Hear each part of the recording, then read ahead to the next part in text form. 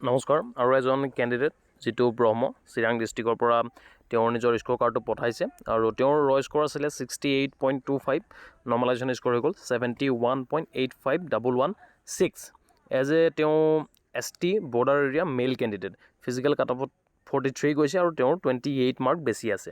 এইটো মাৰ্কত তেওঁ এতিয়া সুধিছে যে এইটো মাৰ্কত মোৰ হ'বনে নাই 28 মাৰ্ক যিহেতু মোৰ বেছি আছে আৰু একৰ্ডিং টু যদি লাষ্ট ইয়েৰ আমি কথা পাতোঁ যোৱা বছৰৰ নিচিনা যদি আমি চাওঁ তেন্তে এইটো মাৰ্কত তেওঁ এইবাৰ চাকৰি হৈ যাব। আৰু এটা প্লাছ পইণ্ট আছে এইবাৰৰ যিটো ভেকেঞ্চিৰ সংখ্যা যথেষ্ট বেছি আছে যোৱাবাৰতকৈ মেইলৰ, সেইটো কাৰণে নিশ্চয় তেওঁৰ এইবাৰ সুবিধা আছে। লগতে যিহেতু চিৰাং বৰ্ডাৰ ডিষ্ট্ৰিক্টো পৰে, বৰ্ডাৰ ডিষ্ট্ৰিক্টত তেওঁৰ সুবিধা পাব, নক্সাল ডিষ্ট্ৰিক্টৰ সুবিধা পাব আৰু লগতে জেনেৰেল ডিষ্ট্ৰিক্টৰো তেওঁ সুবিধা পাব যদি মাৰ্ক বেছি থাকে। শুভেচ্ছা মই জনাইছোঁ, চান্স নিশ্চয় তেওঁৰ আছে। জেনেৰেল ডিষ্ট্ৰিক্টৰ পষ্টৰ সংখ্যা একেবাৰে কম, বৰ্ডাৰ ডিষ্ট্ৰিক্টত পষ্ট কেইটামান আছে আৰু নক্সালত এইবাৰ হাইষ্ট পষ্ট আছে। সেইটো কাৰণে শুভেচ্ছা জনাইছোঁ যাতে তেওঁৰ অল অসমৰ যিটো নক্সাল ডিষ্ট্ৰিক্ট আছে তাতে যাতে তেওঁৰ চিলেকশ্যন হয়। শুভেচ্ছা মই জনাইছোঁ। 28 মাৰ্ক প্লাছ আছে, নিশ্চয় তেওঁৰ সম্ভাৱনা আছে। Thank U.